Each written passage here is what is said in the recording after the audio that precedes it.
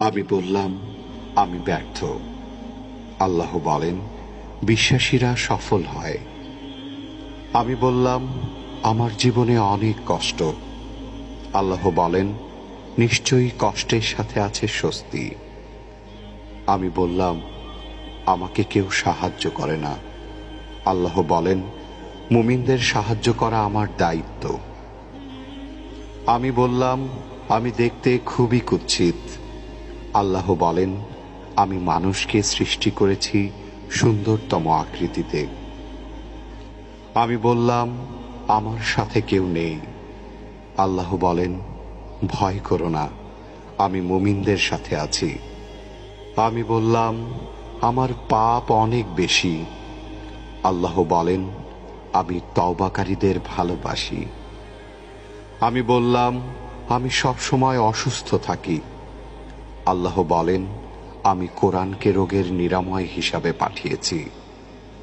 আমি বললাম, এই দুনিয়া আমার ভালো লাগে না। আল্লাহ বলেন, তোমার জন্য পরকাল, ইহকাল অপেক্ষা শ্রেয়। আমি বললাম, বিজয় অনেক দূর। আল্লাহ বলেন, আমার সাহায্য একান্তই নিকটবর্তী। আমি বললাম, আমার জীবনে খুশি নেই। আল্লাহ বলেন, শীঘ্রই তোমার রব তোমাকে এত দেবেন যে তুমি খুশি হয়ে যাবে। আমি বললাম, আমি সব সময় হতাশ। আল্লাহ বলেন, আর তোমরা নিরাশ হও না এবং দুঃখ করো না। আমি বললাম, আমার কোনো পরিকল্পনা সফল হচ্ছে না। আল্লাহ বলেন, আল্লাহ সর্বোত্তম পরিকল্পনাকারী। আমি বললাম, আমার কেউ নেই।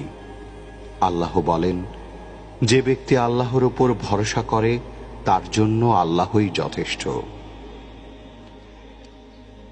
এত নিয়ামতের ভাণ্ডারে থাকার পরেও সন্তুষ্ট চিত্তে আমরা আল্লাহর নিকট শুকরিয়া জ্ঞাপন করি না।